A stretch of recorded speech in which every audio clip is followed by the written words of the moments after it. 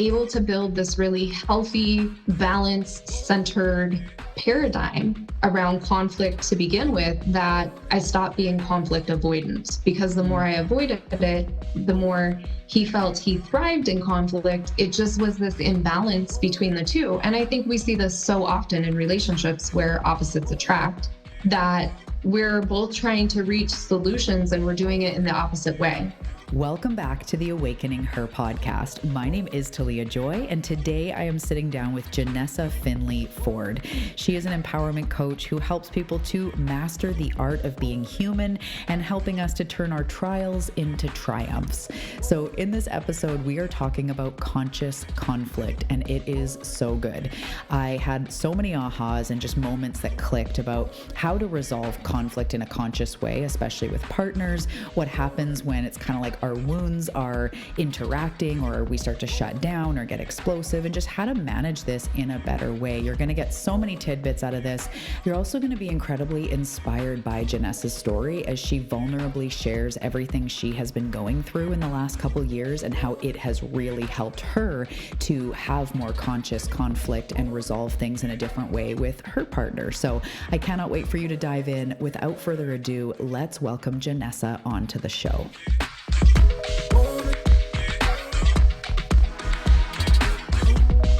Hey Seeker, welcome to the Awakening Her podcast. I am so grateful that you've been led here, and I'm excited for you that you're answering the call to manifest more magic in your life by mastering the law of attraction. So cool. My name is Talia, and I'm committed to cutting the fluff and showing you exactly how to manifest more excitement, ease, success, abundance, confidence, love, and anything else you've been craving. So if you're ready to crack the code on manifestation, amplify your intuition, and play in the quantum, we are now besties. Let's do this.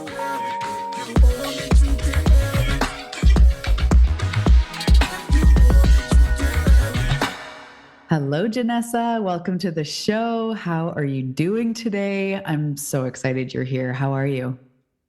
I am great. If it was a couple days ago, probably would have had a different answer for you. Me too.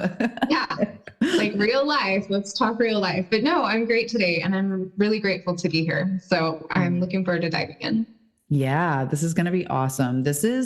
We haven't really talked about this on the show, conscious conflict and everything we're going to get into today, which I'm really, really excited to hear so much about your business and why you're so passionate to do what you do. This is juicy. I can feel it. So can you just start by sharing a little bit about yourself, maybe even your upbringing, where you are, kind of what led you to this place in your business?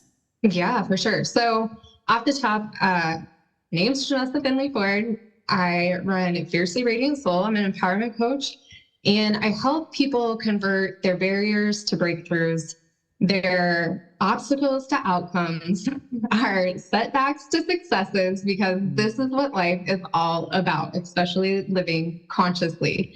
And I am certified in energy psychology, mindset alignment, and functional medicine coaching. If anybody wants to know the specific tools in my toolkit.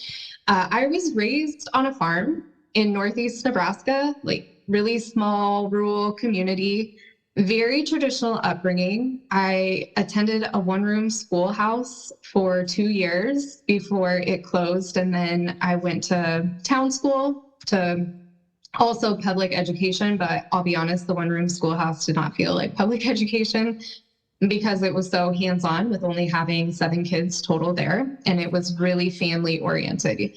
So when I went to town school, as I call it, it was a very different experience in meeting bullies and things that didn't exist in this other paradigm.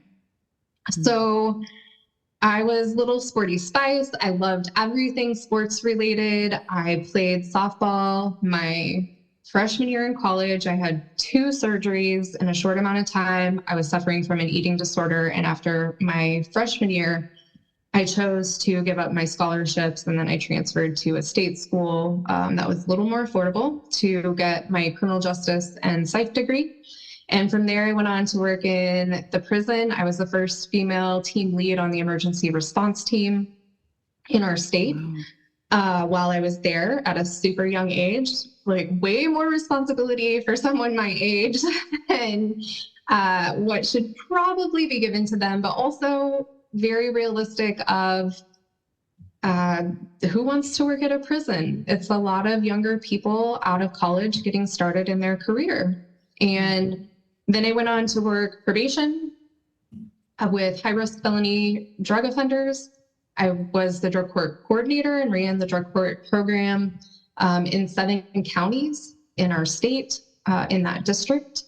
And then I worked for the Department of Homeland Security for almost a decade, really short of a decade. And along the way, I started my own personal healing journey and had the ability to work full-time and start a business and coach on the side until it became very apparent that there was a fork in the road with my life, a really large fork, a fork the size of maybe the Statue of Liberty. And I chose me. I chose my passion. I chose what I felt my purpose was. And it was really scary for a lot of reasons, which I'll get into briefly. But yeah, I went all in on my business and on coaching and haven't looked back. So we're going to talk about conscious conflict today. And one of the things you asked me about when we were chatting before we started was, why does it light you up? And isn't it always pain that creates our purpose and our passions in life? Well, you said it, right? Obstacles into opportunities, that whole beautiful monologue, it came from somewhere, right? Because you've experienced it, right? I did, yeah. So, I mentioned eating disorder. I also was divorced at a very young age. I felt like I had lived my obstacles in life already, but I was very surprised when another ginormous hurdle showed up literally at my house in February of 2022. And there was an FBI agent undercover outside my house taking pictures of my house. And I immediately, so many things in life are divine. The fact that I was where I was in my house to see them, to just the knowingness of knowing I march outside. I don't get shoes, a coat, a hat. It's February in Nebraska. It's cold. It's winter. This is unheard of. But anyway, I went and talked to them and I knew something was amiss. This person was not who they said they were. And come to find out, it's an FBI agent investigating my fiance at the time for threats made through an Instagram account that was not his. And the story is so incredibly long, and there are so many rabbit holes that I don't want to take up this whole podcast talking about that situation because it's a really long story. Although if you're intrigued and you're listening, you can jump over to my website, my blog, and read. I've published the whole story in depth because it's scary and it can happen to anyone. So along the way, when this started, this legal situation began, I was biased being in the system and believing that under no certain circumstances, me included, me being the criminal justice system, would ever get it wrong. And I was completely oblivious to the actual statistic that 20% of those incarcerated in prison are there innocently. And that's based upon DNA evidence, exonerations, and not plea agreements factored in. So there was a lot of conflict in my relationship, to say the least, when all of this started. I was not listening to my partner, to what he actually was saying and claiming, and I wasn't looking at necessarily the evidence either. I was looking at this ginormous problem, what I judged to be a problem, staring me right in the face. And I would never marry a felon. If this had happened, probably even a year previous, and I hadn't done all of the inner work I had done leading up to this point, I'm not sure I would have continued to lean into the inner work to really discern my truth and discern the situation and discern my path forward. But there was quite a lot of conflict and trauma. It was very traumatic to have the FBI show up at the house unannounced. It was very traumatic for him to be charged with a crime, initially facing 5 years in prison. It was very traumatic to go through 2 national news campaigns about his story. It was very traumatic to deal with all of his finances being shut down for a non-financial crime. It's very unheard of. It's very new. So being shut off financially was pretty traumatic. There was a lot of trauma for both of us to find our way individually, but also collectively as a couple, if we were going to move forward together and discern what is the best path forward for both of us. And so I gained a lot of wisdom through that process where we eventually moved forward. He was sentenced to prison. He took a plea agreement with super short timelines, really leveraged by not having any time to think about things or seek out a whole lot of legal advice. And the belief with entering into the plea agreement would be that he would get probation. He was a law-abiding citizen until this occurred. Actually would have qualified for diversion, but they determined that they would not even consider it. So anyway, we thought we would move forward with our life and probation would be a part of that, but it was not. And so he was sentenced to prison. And then it was after that time of the sentencing when we did decide to wed. And the day that we got married, I was never, ever so certain of anything in my life, regardless of how much on the surface, logically, this looks like a horrible decision. You're marrying a felon. There's financial just chaos. You're divorced. You're going to newlywed for 18 months separated by an incarceration, states apart. Like it's a 13-hour round trip if I were to go see him. It's not just easy to go visit, limited communication with phone calls. That's a hot mess. That's what that is. And I said, sign me up. And I was so certain and centered and confident in myself in that decision in a way I've never experienced in my life prior to that. And I could really contribute a lot of that to the connection that we cultivated through all of the conflict we traversed. Because if we could get through that together, we'll figure out anything else in life that comes our way. Mm-hmm. Oh my goodness. Thank you for sharing, first of all, and for letting us all into your world. I will link the article, everything you're talking about, for the full story below if anyone wants to listen or read it. It was very interesting when you were saying about how when it first happened, you said, I didn't really listen to him and the story that he was telling and his take on it. And, a lot of us aren't dealing with maybe incarceration, but in this conflict that we're talking about, it's so easy to do that and to have this idea. I did a self-development program called Landmark. I don't know if you've heard of it, but they talk about the already always listening, which almost just means when somebody's talking, you already have a listening of them. So everything they're saying, you're kind of going, well, yeah, but whatever was going on within you, the fear, the worry, the, whatever else was conjuring that up. So I would almost love to talk about that a little bit, how, I could imagine the beginning of consciously dealing with things and conflict has to be listening. Is that, maybe there is something more foundational, but it feels like that's almost the bare minimum, yet that's so easy for us to all do. Yeah, whatever, you're just saying that because of this and you're not really listening. So I'd love to hear you kind of talk about that a little bit. Well, I feel like my experience is a little bit different. It would have been very physical, very tangible a couple years ago. But where I'm at in my spiritual connection and my spiritual discernment, I leaned really heavy into discerning what was reality, not based upon my husband, his name is Travis, not based upon Travis's words. And so it was a bit of a journey to get there, though, if I'm being honest, because in the beginning, I just would ask him, what did you do? It's impossible. It's impossible for them to just show up if you didn't do anything. What did you do?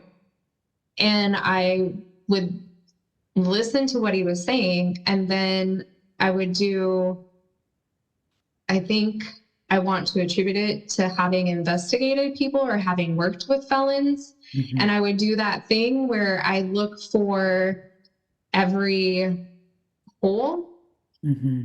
in the story. And then my probing questions would be around, but what about this? But what about that? But there's, this loophole, or this seam isn't completely sewn up. And so I was never completely open-minded until the game changer was because we were not married, they could subpoena me as a witness. And they did that.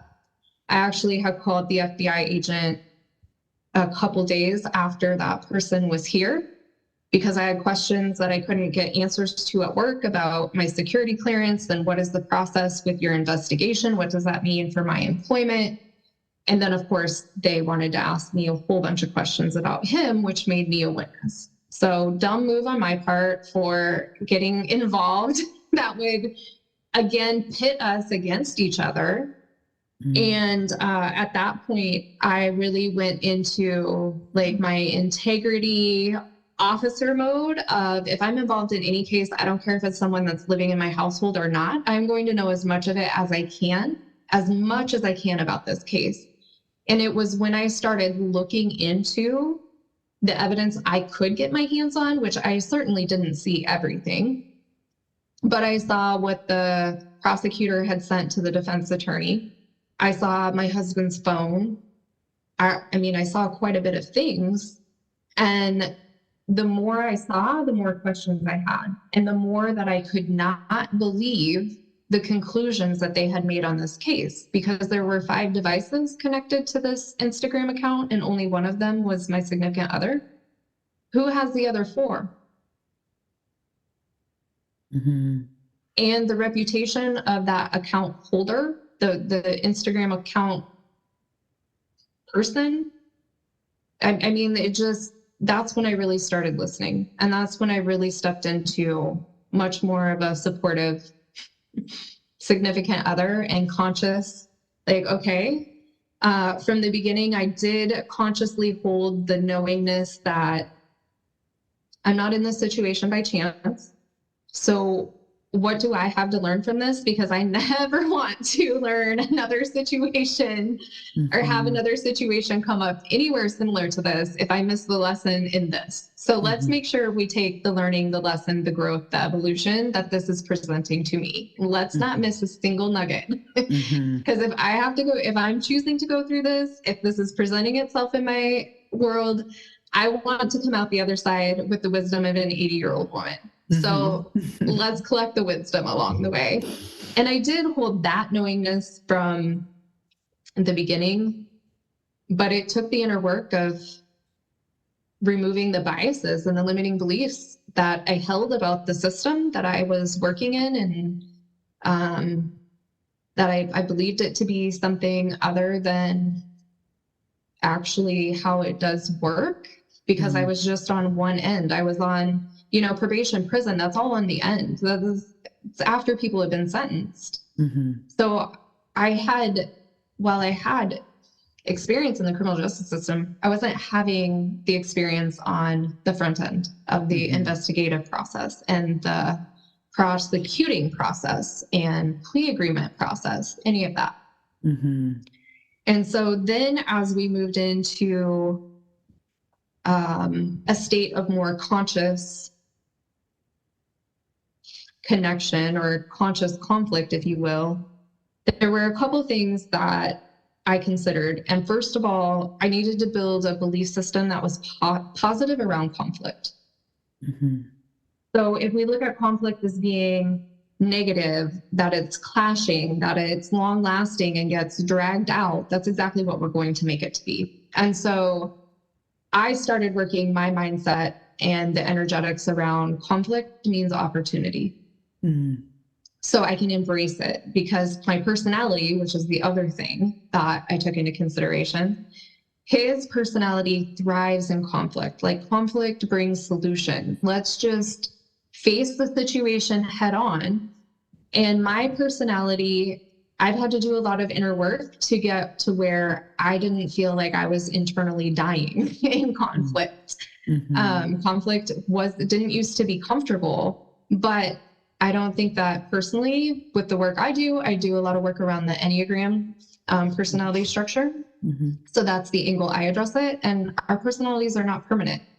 And so I was able to build this really healthy, balanced, centered paradigm around conflict to begin with, that I stopped being conflict avoidant, because the more I avoided it, the more he felt he thrived in conflict. It just was this imbalance between the two. And I think we see this so often in relationships where opposites attract, that we're both trying to reach solutions and we're doing it in the opposite way. And so we're annoying, triggering, activating, whichever word you'd like to use, each other in ways that weren't supportive to our relationship unit as a whole. And so it really started with accepting the fact that when we're in these conscious relationships and we're living, taking the lessons in a conscious way, we're all one. What do we have to learn from this, etc.? You're going to get triggered. You're going to get activated. There are things to learn. That is the point. So start collecting the learnings and have a foundation built where you know that every minute of every day isn't going to be harmony. I don't think that relationships are meant to be that. I also don't think they're meant to be knockdown, drag out fights and damaging one another either.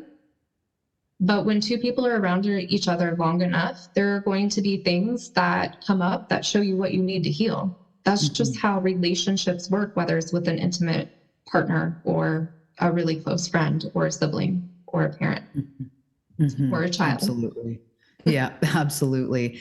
It's funny because I always say grow through what you go through, and how that's really the point. And that's exactly what you're saying, is like really extracting those lessons, those opportunities. Like the trigger is the blessing. And I know that, that's what you're saying. The trigger is like the crack, the opportunity to see what inside you is either needing to be healed or uncomfortable.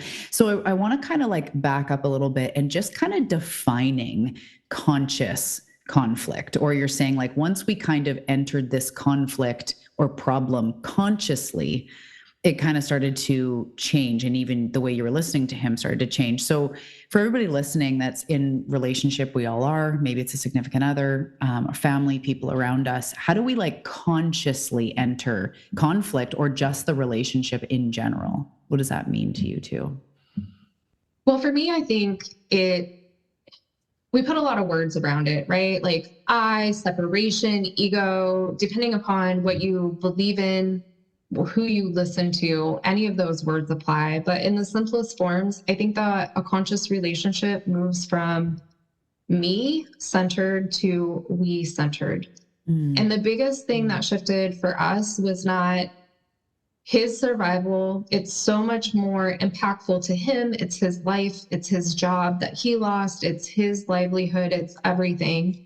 Or me, it's, potentially my career as a ripple effect. It's super traumatic. It's my home, like instead of separating each of us and being, I don't want to say we were in a competition, but I see that with couples that I do work with, that, well, something's more severe to me than you, or it affects me more than you. So it's more important to me than you. Like, and you get away from the me and me, and instead approach it as we. That's when things really started shifting. And so this is happening to us. We're both hurting. This is really painful. Neither one of us have a whole lot to give, but what do you need? I might not be the person to provide it, but I'll help you. I'll help you find how we can have your need met. That's really powerful. Like going from me to we. And I, being so self-aware, which sometimes I say this and joke with my clients too, it's like cripplingly self-aware, where it just almost feels like this depthy hole of self-awareness, which is great. But sometimes I notice when I'm triggered, and say it's with someone close to me, like a friend or my husband or whatever, and it's nothing they in physical reality did wrong, but there was something that really, the abandonment wound or the this or the something. And I notice, and I'll hear myself go like, you're making this about you, but I'm not berating myself. I'm witnessing. You took something that was actually kind of more about someone else. And it's like, this is how, but it made me feel this way. And it's valid. I don't want to take away validity from being hurt. Like you said, what happened to him was what also happened to you. You're allowed to have your impact, especially in your situation. You guys are a we. But sometimes I just notice my ego makes it about me. And I've been even lately noticing triggers and letting them move through me. And so often I go like, yeah, you definitely made that about you, in awareness. So it's really interesting to think about. It's not me, it's we, especially when it's a partner or a child or somebody that's really deeply close to you. That's really powerful in itself. That's really beautiful. So it's kind of like, the conscious part is the, like, we are in this together. And this is, like you said, consciously making sure, even though you were suffering, that you're trying to help him to have his needs met as well. Is that what you mean by like the conscious part of going into something like that?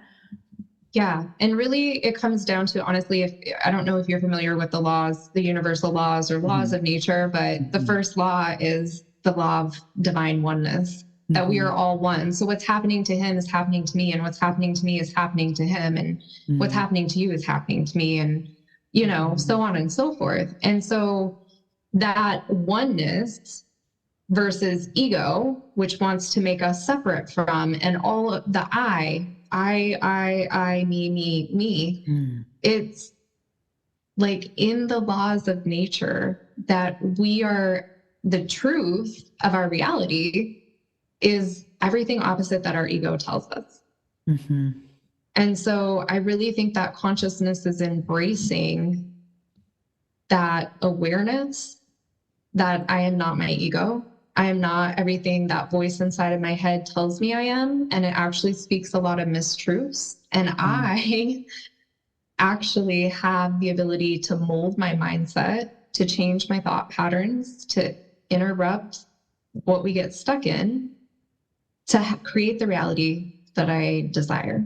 And the only way that you can create the reality you desire is, first of all, to know what you desire, which they say only 1% of people do. So if that's you, I applaud you. I have done so much work to have any clue what I desire. And then second of all, to also be conscious or aware what's going on in your mind or your feelings that you're feeling that are contrary to that which you desire. And this is conscious living. It's seeing purpose in everything. It's seeing meaning in everything. And that's a big part as well of the conscious conflict, turning that into connection, is looking for the meaning rather than placing blame. Yeah. That's a really good one. And I love that you say it creates connection, because I definitely find that. I've been with my husband now about 12 years, and I find that like my pattern before was just kind of like, I could go if it doesn't work out. I'm fiercely independent. My mom was married a few times. I kind of like, I could just move on. No big deal. I've also been married before.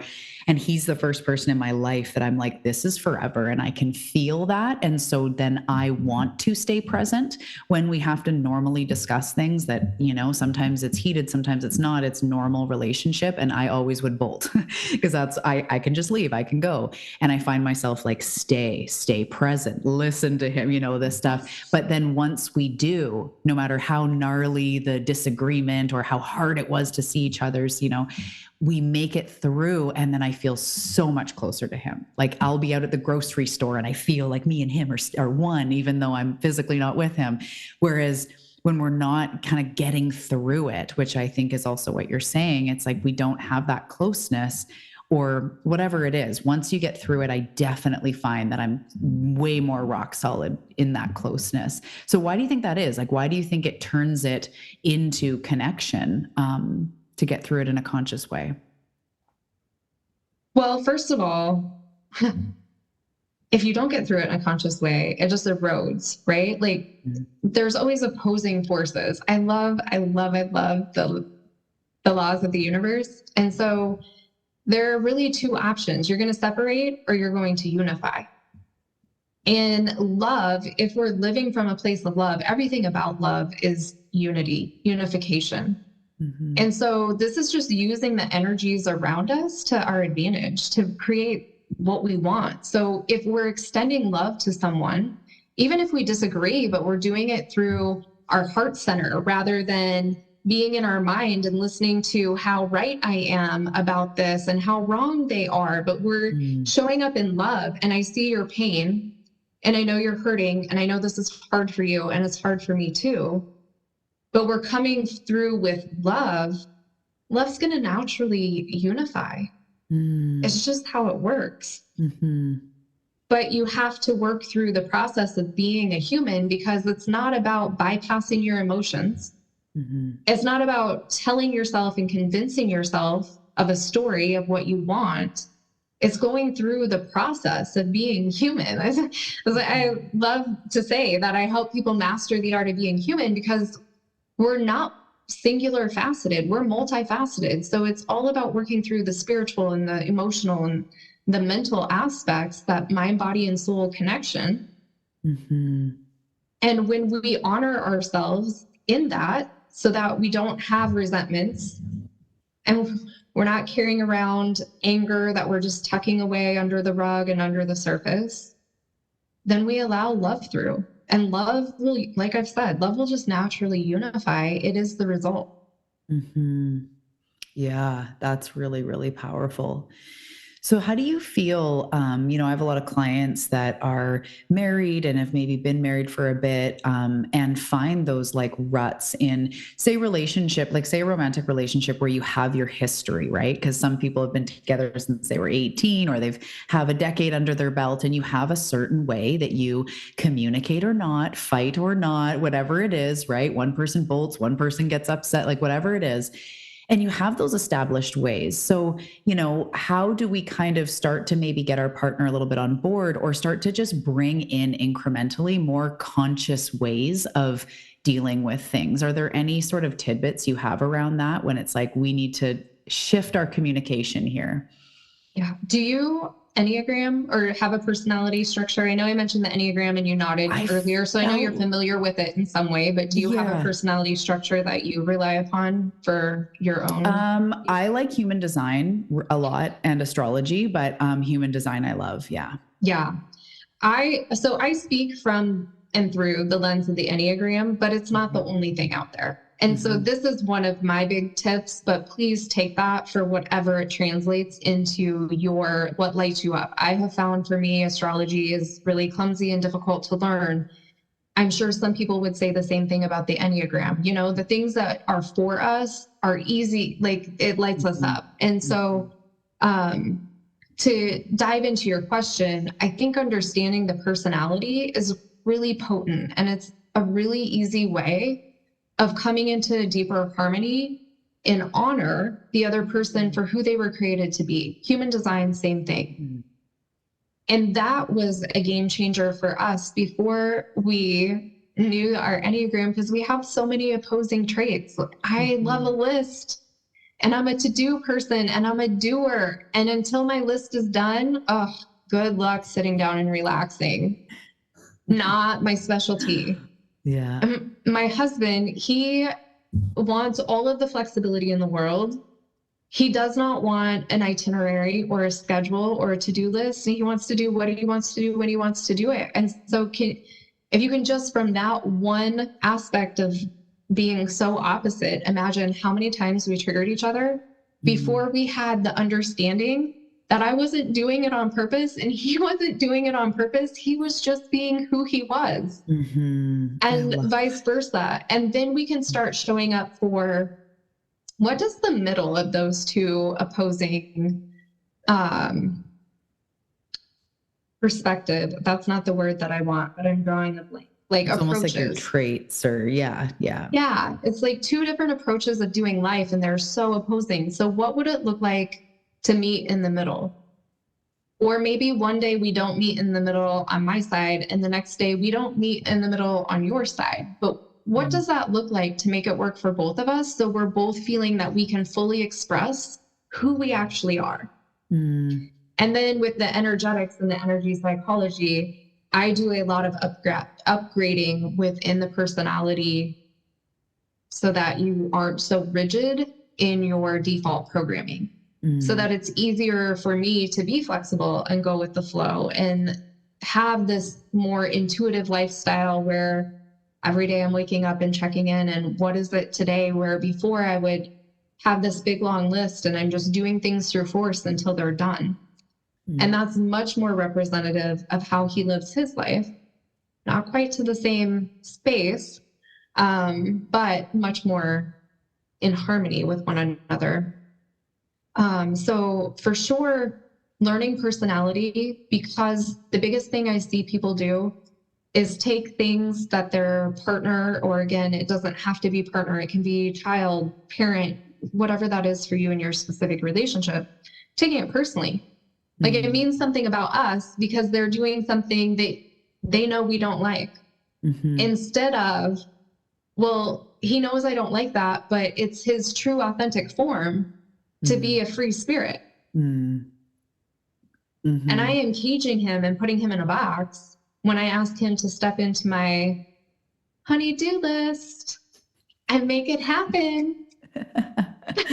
I love that so much. And I love, just like for everyone listening, to just really hear that whatever floats your boat for human design, astrology, Enneagram, like whatever these life path number, like whatever it is, Myers-Briggs, everyone used to do the Myers-Briggs, but get to know your partner on that new level and looking at it. I also, when you were talking, I was thinking about how I also hear people say like, oh, my husband's such a Taurus, so stubborn, almost like just the bad parts, instead of looking at it like we all have strengths and weaknesses. And maybe if, say, stubborn or whatever is part of a trait in some way, we're also looking at it as focused, as committed, as, needing a little bit, needing a different angle when we're communicating, because if he, she, they feel defensive, they're going to put their feet in, and then they're going to be really, quote unquote, stubborn, instead of holding it against them, looking at it like there's just different ways of receiving information. We know this with children and learning,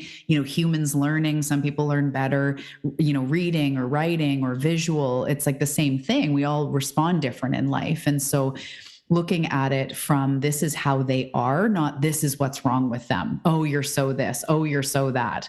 And, working together. I really love that, because when someone gives me the space to be stubborn and they see it as passionate, I appreciate it so much, because, we all have these ways of doing things. And so instead of looking at it like a bad thing, coming together and really understanding your partner. And that's something I haven't given a lot of focus to, the male-female brain. And like, I'm in a male-female relationship and he is in some ways so much like a guy, a dude. When we're talking about things, there'll be this, and the more I learned about it, I was like, oh, that's interesting. Like the male brain often wants to fix or tell me what to do, and the female brain's often like, well, I don't need you to do anything. I just need you to listen. And, you'll know what to do. And they're going like, I don't know what to do. Tell me. And this, of course, isn't every male and female and all that.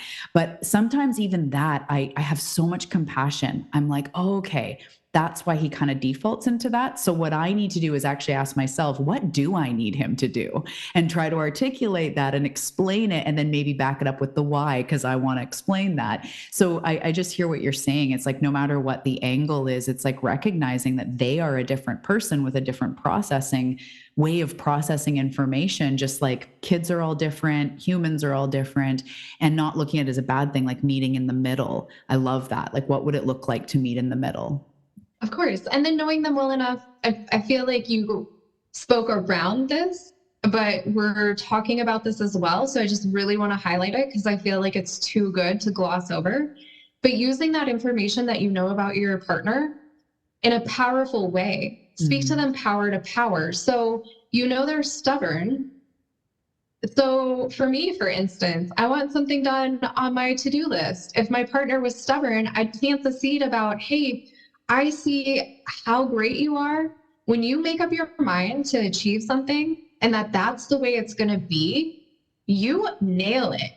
So babe, tell me, when are you going to decide for this little tasky task to get done? Like be playful, have fun with it, and use it to your advantage for like You know how the sexy it is when you do the dishes, right? Yeah. Yeah. No, I hear that. And that's really cool. It's so funny. My mother-in-law, hopefully she's not listening, or maybe she is. I'm going to out her plan. But with my father-in-law, she's like, he has to think it's his idea. So she will plant an idea of like a family trip or something 6 months in advance. She's planting tiny little things till he comes around and says like, oh, it's my idea. And she always goes, yeah, that was 6 months in the making. But it's actually kind of a cool thing because she's not judging him in this, but she's learned this is how you don't just spring something on dad. He's got to have that time. And I kind of, they've made it through 50-ish years of marriage. So I look at that like, okay, there's something there. But yeah, like understanding your partner, not looking to pick them apart or just look at the things that butt up against you, but just understanding them, not just how they're different than you, but really understanding them as a human. Yeah, that's just powerful because we get into these relationships and it's so easy to think like, well, you should know what to do, or you should want to do the things I want to do, or you should look at cleaning as important as I look at cleaning, or whatever it is. And maybe that's somewhere we're going wrong sometimes in relationships. What are some of those key things that you often see that's like the opposite of the conscious way to move through things? Yeah, I'd love to hear that. Yeah, well, our brains create a lot of gaps, right? And so if we just let our brain run on autopilot, it tends to get us in a lot of trouble because it likes to look at lack by default. And so, first of all, understanding your brain, understanding the things that they don't teach us in school and school books, it's really beneficial as a human. So, The Gap and the Gain is an amazing book. I'll just throw that out there if someone's feeling intrigued to know more about that. Once you understand how your brain automatically defaults, it's going to be a lot easier to show up and hold inquiry with yourself of, oh, I had this thought. Is it really true? Instead of having the thought and then it sparks the feeling and then you have the emotion and then you're sitting in the emotion and you're upset or uncomfortable or annoyed or irritated. And we all know how that spiral goes from there, right? We've all been there. I've never experienced that, but go on for everyone else. Just kidding. Right. I experienced it yesterday. Yeah, for sure. That's what our brain does. It's so, and then is it true? Because if we don't ask that, or it's like, of course it's true. And we just move on in feeling like it's true without actually stopping at like the gatekeeper of like, is it actually true? Anyway, go on. Another thing I see often with people is falling into the rut that our way is the best way. And so we know our way is the best way for us, but are we open to the fact that maybe our partner's way is the best way for them because they're not us? And also it's really easy to see the solution for other people before they see it for themselves.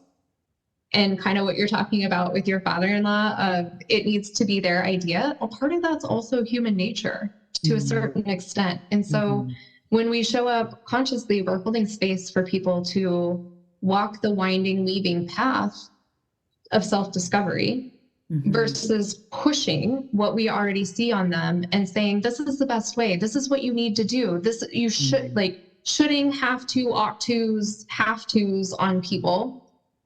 And giving them space for the exploration, for the journey, for the adventure.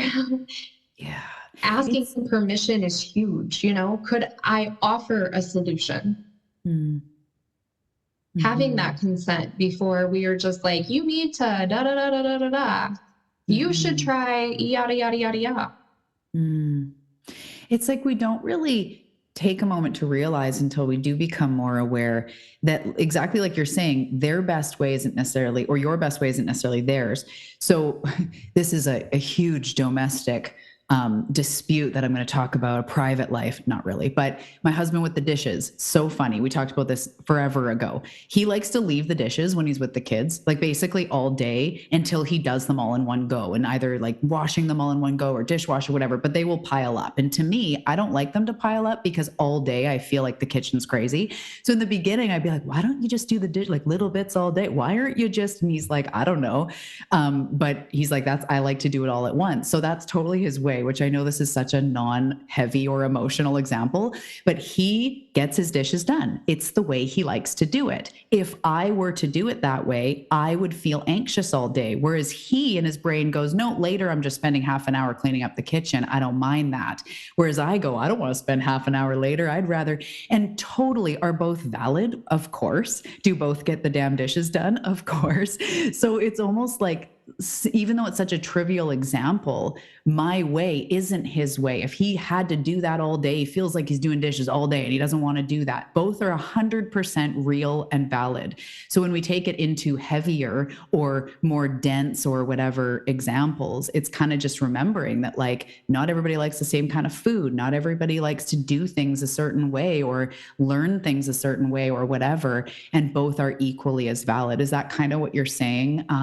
Yeah. In that, I think that your example is hitting the nail on the head for so many people. Like you call it trivial. It's not.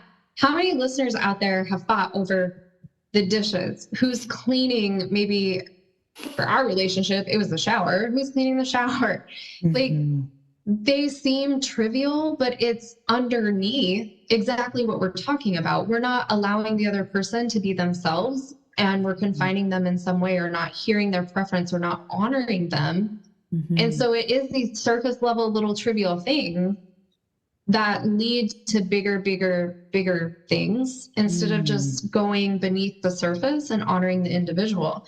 And I say that because the dishes getting done is a hot commodity in my household too. I am done at 8 p.m. If not even, if I can be done at 7 p.m., my heart, my soul, we are happy. We want to just, sit, decompress for the day, do our reflections, and be. And my partner is not so content going to bed with dishes in the sink. For me, if it's after 8 p.m. and there's dishes in the sink, I'll do them first thing in the morning. Great. And it makes them twitch. And so exactly what you're saying, like his way isn't my way isn't his way. These things cause really big issues for people. And so maybe if you're one of the listeners out there and you're fighting over who's cleaning what or who's responsible for the kids or whatever, are you honoring your partner for who they are, how they're made? Are you being honored? How can you meet in the middle and not sacrifice? This is another thing that I would love to pluck from every paradigm of relationship, that there isn't sacrifice. If we approach it with an and both mindset and look for a solution for the we and not the me, everybody's winning. There's a win-win. So honey, can you go to bed tonight with a dish in the sink that you will not have to do in the morning? I promise you. You just go on with your day. And can I be at 8 p.m. and not have to get up and do those dishes? And it's interesting because in that circumstance, if you guys didn't take a minute to ask each other, it might be like, well, she just always leaves dishes. And you're like, I'm exhausted. You expect me to do, like, I'm allowed. But if you go just a little bit deeper and even go like, why do you just put it down, even though there's dishes here and you're like, on the couch with your tea starting to decompress or journal or whatever?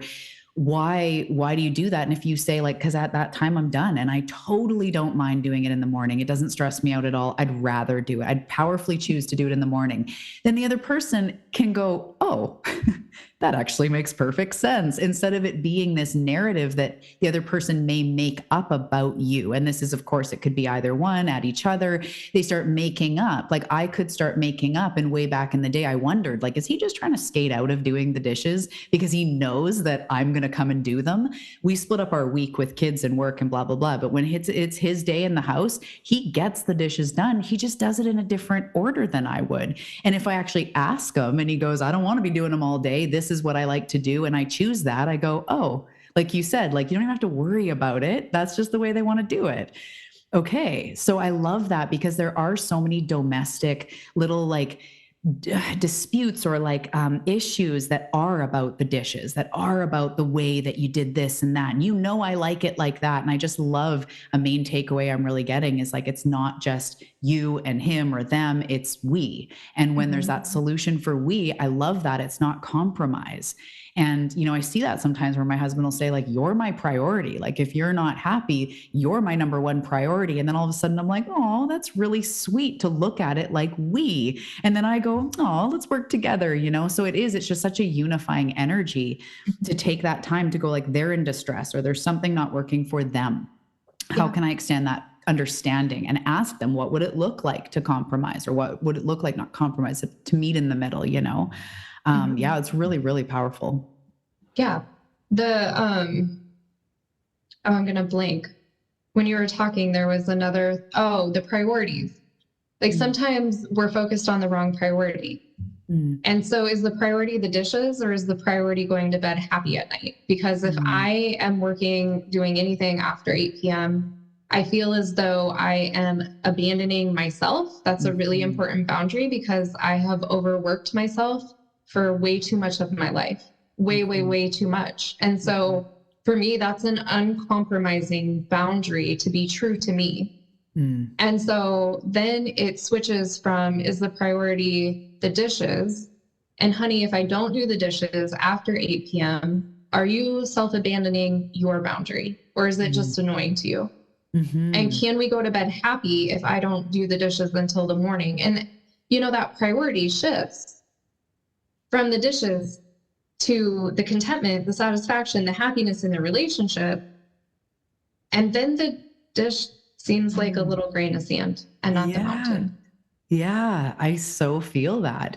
It's like, before it's like the dishes, and then it becomes, our happiness, our mental health, communication, understanding. It turns into something totally different. And I love it too, because when I first asked him why he does that, he actually said, because the days I'm with my kids, my priorities are my kids. I don't want to be doing dishes all day. I want to be playing with them, or you know what I mean? And like, even talking about priorities, I'm like, oh, he does it differently than me, because he looks at it as a priority thing.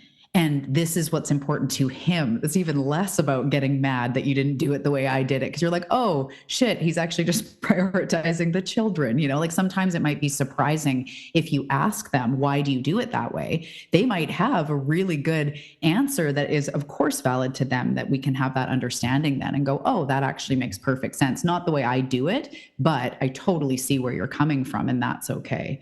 I love this. There's so much here. Yeah. So what else, as we're wrapping up, I would just love to hear anything that's coming up for you, anything that you feel is unsaid in regards to what we've been talking about, and really coming at, you know, conflict, communication, relationships in a more conscious way.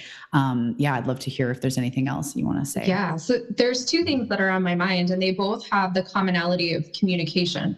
And so the one thing I wanted to answer to your earlier question about what do you see a lot of couples running into with not necessarily showing up in a conscious way with conflict, and that is by being a hard person to have hard conversations about.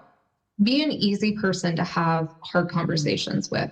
Drop the defensiveness, drop the judgment, drop the reaction, and, you know, whatever's being triggered doesn't mean that you have to express it outwardly. Do your own work, process what you need to process, be honest. I'm not saying to hide things either, but be an easy person to have a hard conversation with. It's going to go so far in your relationship. It's going to be the gift that forever keeps on giving.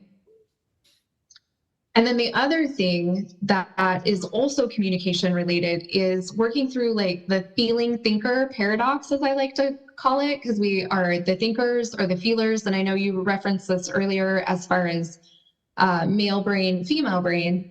Within the Enneagram, it maps out who thinks, like by default, they process everything through their brain, who processes things through their heart or their feelings. But if someone is electric in their fields, they can't move to a place of solution or rational thought. And for those who are thinkers don't necessarily believe that emotions have a lot to offer us, and emotions have a lot of information to offer us. And so I know in my relationship, I'm the feeler, he's the thinker, and he too would move to, being solution focused or trying to rationalize what I feel or reframe the thought to try to make the feeling go away. And feelings don't go away without some doing, without some processing, but there wouldn't necessarily be the space to allow me to feel. And for a feeler to not have recognition of their feels, anything else is going to be invalidating. So while Travis was very well-intentioned of, hey, let's find a solution and this is going to make you feel better, all I heard was, I shouldn't feel the way I feel. And this is such a common pattern in thinkers and feelers. And on the other end, if you're a feeler and you're trying to tell a thinker how they might feel in a situation when they're just trying to move to solution, you're going to frustrate the bejeebers out of them. And so there is a communication process that can be used where each person gets to say what they think and what they feel and have that repeated back to them. And you can really just simplify that down by affirming, I bet that's really hard for you. I see that you're upset. What do you need? What do you want? How can I help? And that is the other thing that I heard you say time and time and time again in this recording was asking questions. It is so powerful to ask questions. And so you've referenced different questions to ask along the way. And the really big takeaway is we're programmed to want to swoop in and make it better and make them feel better. But oftentimes asking, holding inquiry is going to move them along in that process so much further than being the swoop in, here's the solution, here's the answer, here's my ideas. And so really navigating the thinking and the feeling paradigm, always asking questions and inquiry and having consent when you're offering thoughts, solutions, versus just dumping it on them. Because even if it's a great idea, if they don't have the space for it in that moment, it's not going to be a great idea. And then both people are invalidated. And then what do you do? Yeah. One question that I've learned along the path, and I do this when I have my big girl pants on, it's a tough one, but it often helps so much tension or, whatever, is to ask, especially if you've done something that has, hurt somebody else or rubbed them the wrong way, whatever, whether it's a friend or, whatever, to ask what was that like for you? I don't know if that's a question that you would advise, but to actually, when we're trying to have a resolution, to show them and to say what was that like for you when I did that? It just makes me shudder because it's such a brave, you gotta be ready for what they're going to say. And it reminded me of that when you said be an easy person to have hard conversations with, and to say what was that like for you when you felt like I wasn't listening? And they go I just felt and often that can release a lot of the pressure because there's things they want to say that they don't want to say. And when you just remain easy, it's what was that like for you? And then just stay open because they might tell you, but it's good because if someone asks you that, what was that experience like for you? And you're oh my God, it was so hard. It just feels like you feel heard. So I don't know if that's a question that you ever advise for people or if you think that's a good idea, but sometimes I've had really tremendous softening of the energy. I even did that with my ex-husband who at the time was very mad at me. And it was part of reconciling to come together for our daughter. It was what was that like for you when I left? And what he said, I remember, but I just sat there and I was I totally hear you. I totally hear you. And that was tough. But what do you think of that question or just in general? I think it's really powerful. I think it's great. I think it would, anytime that we're asked for our input, we're feeling seen and heard and valued and at least a seeking of being understood. Whether there's understanding there or not, there's at least a desire being communicated. I think it's incredibly powerful. I also love the approach of asking, what can I do? So when you're not in the middle of turbulence or upset, having that conversation of, when you are emotional, what do you need? When you are upset, what do you need? And so for me, it was a hug. And it is not intuitive for my husband to just stand up and give me a hug if I'm emotional. Like, I don't care what the emotions are, if they're like raging off the scale 10 plus or at a 2, I just want a hug. That's all. Like, you don't even really have to listen to me vent. Love it if you do, but more than anything, embrace me, hold me. That's it. And for him, it's quite the opposite. He wants full attention. I will tend to be like, okay, I'm going to talk to you. And because I was working 2 jobs, you know, like I fell into this rut where I would multitask, which I don't recommend multitasking for your brain in the first place, but I would do the dishes and talk to him. I would get something to eat and talk to him. And for him, he values, will you please stop and look at me, give me eye contact and listen. And the tension that we would have, like, I can't tell you how many times things would turn into arguments, that there is no path to argument because he was responding to the lack of attention he was receiving. And I was responding to the lack of validation I was feeling. I see this in its own pattern in couples all the time. And so just figuring out what is one simple response that each of you need when you're in a place of upset that the other person can easily do nearly 100% of the time. Absolutely can put down what I'm doing and look at you and give you eye contact. If we are together and not on the phone, he can absolutely give me a hug, right? Yeah, that's so powerful.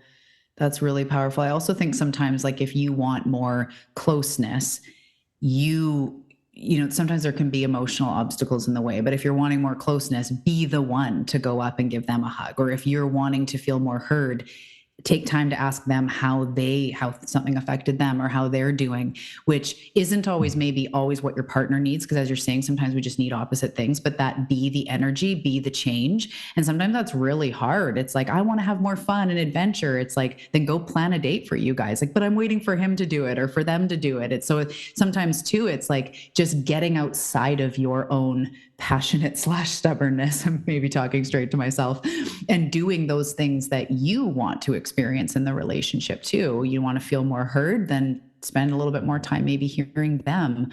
It can be tough, but often then they vent and then could maybe be like, well, how do you feel about that? Because it opens it up. We're not defensive. We're kind of showing, hey, we can actually listen and hold space for each other. Yeah. And the very last thing with communication is responding to your partner's bids. That is how they will seek connecting with you. And it may be asking a question. It may just be making a statement, but they're wanting to engage. And there's different levels of engagement you can respond with. You know, you can just be like, and you keep moving. You can say, oh yeah, you're so right, or something that's just affirming, and keep on moving. You can engage with a question. And we all bid for our partner's attention in different ways. And so when you start recognizing the bids, then show up for them and make space for them, engage with them. And that's going to create a lot of connection as well. Oh, that's so cool. I love that. That feels really like gentle and loving too, to notice the ways that they're reaching out. Because sometimes we might feel, you know, oh, they never do this, but you're not noticing those little things in their love language, in their way of expressing it, in their personality, that they actually are just wanting a little more closeness, or they're trying to, you know, make an effort of something or wanting attention in some way. Yeah, that's really beautiful. I love this. There's so much here. Thank you so much for sharing everything that we've talked about. This is so powerful.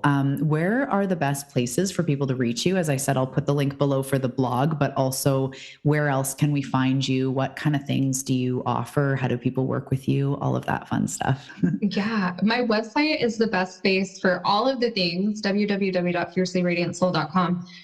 There are links to all of the replays of the radio show, the internet radio show that I host every Wednesday. It's called Eyes Wide Open. We talk about all the things seen and unseen and the multifaceted part of being human.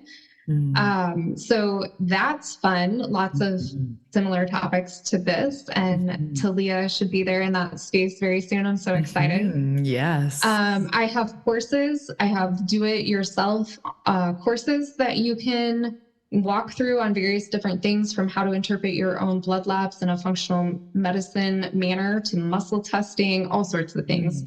I do group coaching with another practitioner. It's such a cool offering. She is a shamanic healer, an earth medicine practitioner, and a crystal healer. And so we bring all 6 of our modalities together, and it is just a powerhouse healing sessions within that group coaching experience. And then I offer also one-on-one coaching. So tons of options of ways to connect. Beautiful. And do you have any social media? Do you hang out on Instagram or Facebook or anything? I have an account on Instagram. I am less active there than Facebook, but either place you can DM me and you'll get a hold of me. Also on Facebook is the group Stronger Together. And that group is also ran by myself and then my group coaching partner. Nice. Beautiful. Yeah. Okay. I will definitely put all those links below. Thank you so much for everything we talked about. I cannot wait. We might have to do a part 2, or we'll see what we get into on your show. Yeah, I'm so excited for this. Thank you again, Janessa. This has just been incredible. Thank you so much, Talia. I loved it.